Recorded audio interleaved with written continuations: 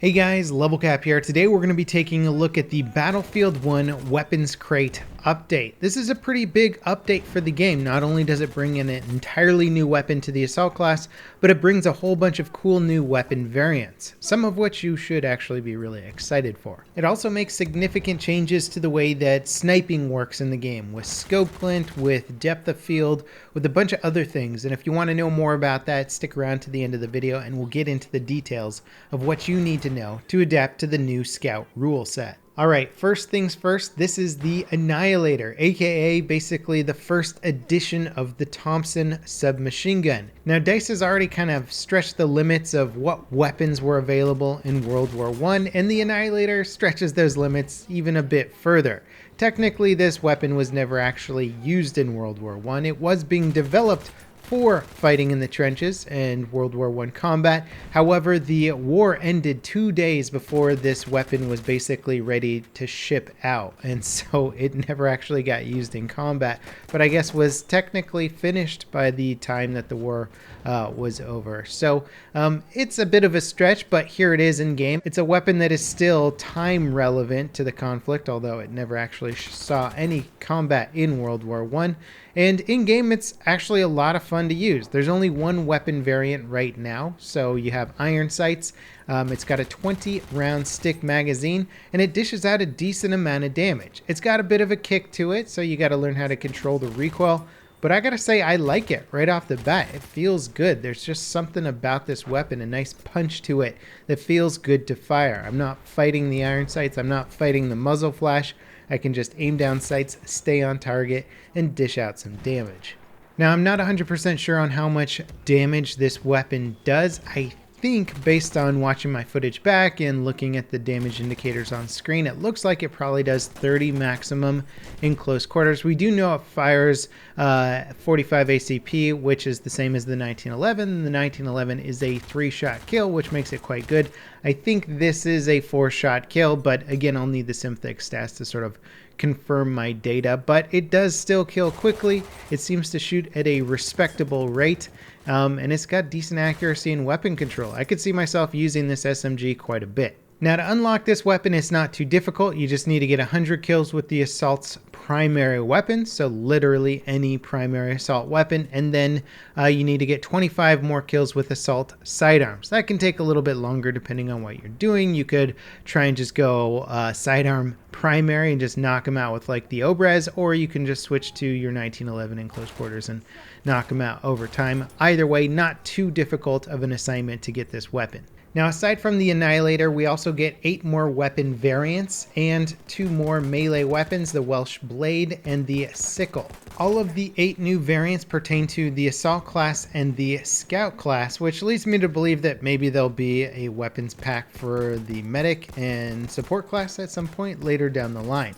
Anyway, right now I'm using the M1917 Patrol Carbine, so this is the M1917, but now it's got an optic on it with magnification, which actually gives you a bit more usability with this weapon. I can extend the range out a bit more. It's not the fastest time to kill gun in the game, but it's got a fairly sizable magazine, and it's definitely a fun to use weapon. I actually think this version is better than the standard iron sight variant.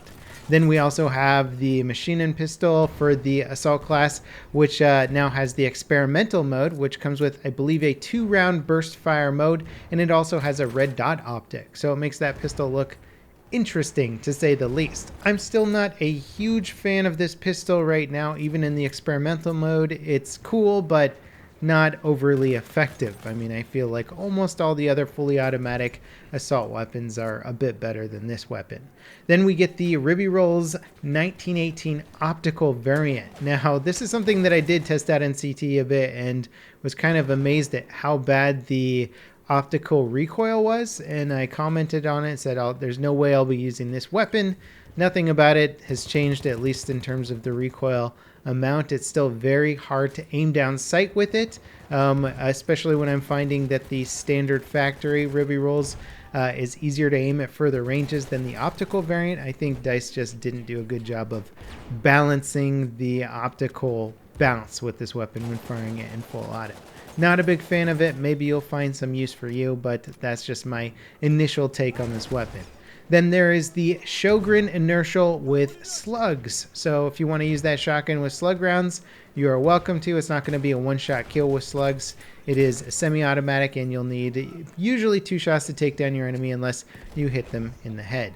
It comes with a red dot sight like a lot of the other slug variant shotguns. I'm just not a big fan of these optics either. I would prefer irons to use with slug ammo. So the lack of customization in Battlefield 1 I think is kind of playing against my desire to use this weapon a bit here. And slugs are tricky to use. In a way, this feels like sort of a worse RSC because the muzzle velocity of slugs are so slow. It makes them really hard to use at further ranges. And the only benefit is close quarters, but you really still got to be accurate and hit your shots. You don't have a lot of ammo to mess up with.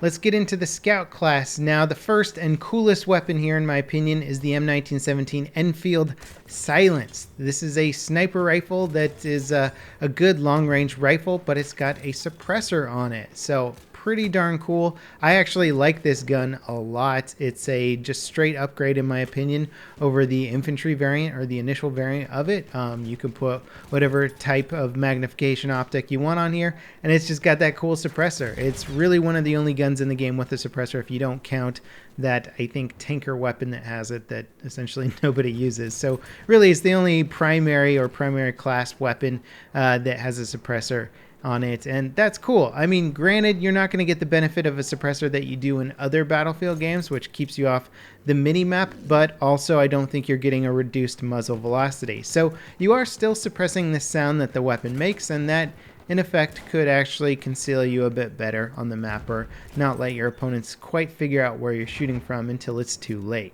Now we also got a scoped version of the Carcano sniper rifle, the M91 Patrol Carbine, and this one doesn't have a sweet spot, but it's got an incredibly fast rate of fire, which makes it a really fun to use aggressive recon style weapon. I do like this gun a lot, and I think the scope on here is going to make it far more viable for me and a good alternative to the M95. We also got an infantry variant of the Ross Mark III if you like iron sights, and then we have the Type 38 Arisaka Patrol. This will be interesting too because the Type 38 Arisaka does have a pretty attractive sweet spot, and now that it's got an optic for it, I can see myself using that rifle a bit more. Alright, let's talk about the new sniper rifle mechanics, and these are things that you want to know even if you're not a sniper class because there's more information on the battlefield that you can use to your advantage. The first thing that anybody on the battlefield can use is the fact that sniper glints now apply to not just sniper rifles, but they also apply to marksman and patrol variants of the rifles. So any rifle that has a magnified optic that is a sniper rifle for the scout class will now have scope glint. In addition to that, if the rifle has a sweet spot, now the sweet spot is where the gun will do 100% damage to you, and each rifle has a slightly different sweet spot, so slightly different distances at which they are most lethal. If you are in that lethal sweet spot of an enemy sniper, their scope glint will have a little bit of a rainbow around it. This will give you information in that that sniper is not only looking at you, but you're in that sweet spot, so he can body shot you for a one-shot kill, which means get behind cover or you better headshot him with the sniper rifle extremely fast. So that's very cool. Good information to know. I love that update to the game. Now, one of the bigger changes that is purely optional to the player is a new graphics settings. It's off by default for the Scout class, but if you go into your graphics settings and turn on, I believe it's something like sniper depth of field or something like that, if you turn on that setting, it'll basically make it so that when you aim down sights with a magnified optic on your sniper rifle, it will blur things out that are not at your sweet spot distance. So say my sweet spot is 30 to 40 meters away. Anything before 30 meters will be blurry. Everything that is beyond 40 meters will be blurry. So if my opponent is clear and in focus, I know that they'll be in my sweet spot distance, and I can choose to aim for the body instead of the head because I know if I get a good solid body shot, I'll get that one-shot kill. Now, this in theory is a cool idea. It is off by default, and I think rightfully so, as a lot of people are used to the current mechanics of the game and just having everything focused. right now, not having to deal with blur. The new weapon system, when you turn it on, you can hold shift, as in holding your breath, and that'll put most of your screen in focus if you want to do that.